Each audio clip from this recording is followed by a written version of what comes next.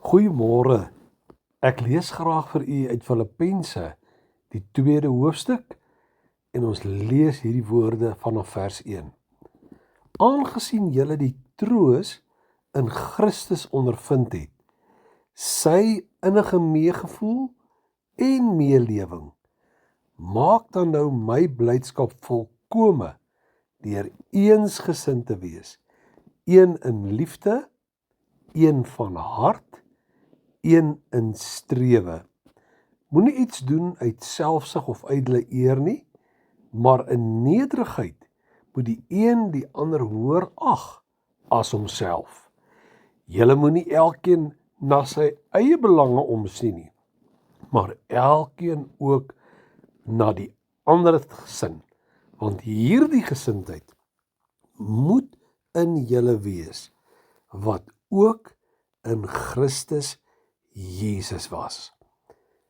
As u vanoggend 'n getroude paartjie is, of as jy vanmôre 'n vriend het, of as jy by die werk is, of as dit gaan oor 'n verhouding tussen jou en jou ouers, of dit gaan oor jou en jou verhouding met 'n vreemdeling, luister dan weer na hierdie woorde.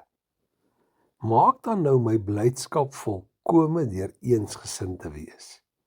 Een van liefde, een van hart, een van strewe. Kan jy dit van toepassing maak in jou huwelik vanoggend? In jou verhouding met ander mense? Moenie iets doen uit selfsug of ydelle eer nie, maar ag die een die ander hoër as homself. Kan jy dit doen teenoor jou vriend, jou familielid, jou ouers, jou kinders, jou huweliksmaat? Julle moenie elkeen net na sy eie belange omsien nie, maar elkeen ook aan die ander sin. En dan praat Jesus ook met ons oor verhoudinge. Het sy dit is in die huwelik, het sy dit is in die kerk, het sy dit is teenoor vreemdelinge, het sy dit is by die werk, het sy dit is op enige vlak waar jy met iemand te maak het. Moenie oordeel nie, sodat jy nie geoordeel word nie. So as dit in jou huwelik is, moenie oordeel nie, sodat jy nie geoordeel word nie. En waarom sien jy die splinter in die oog van jou maat, maar die balk in jou eie oog merk jy nie op nie? Of hoe sal jy vir jou maat sê, laat my toe om die splinter uit jou oog uit te haal, en kyk, in jou eie oog is die balk. Huigelaar, haal eers die balk uit jou oog uit, dan sal jy goed sien om die splinter uit die oog van jou broeder te haal, van jou huweliksmaat te haal, van jou vriend te haal, van jou familielid uit te haal. Dan lees ons in vers 12.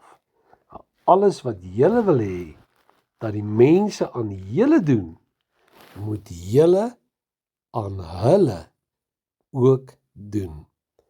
Kan ons hierdie week 'n bietjie gesels oor misverstande in kommunikasie?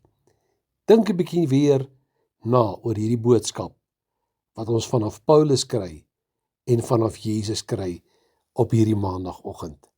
Ek bid vir jou vir 'n geseënde week en genade van die Here.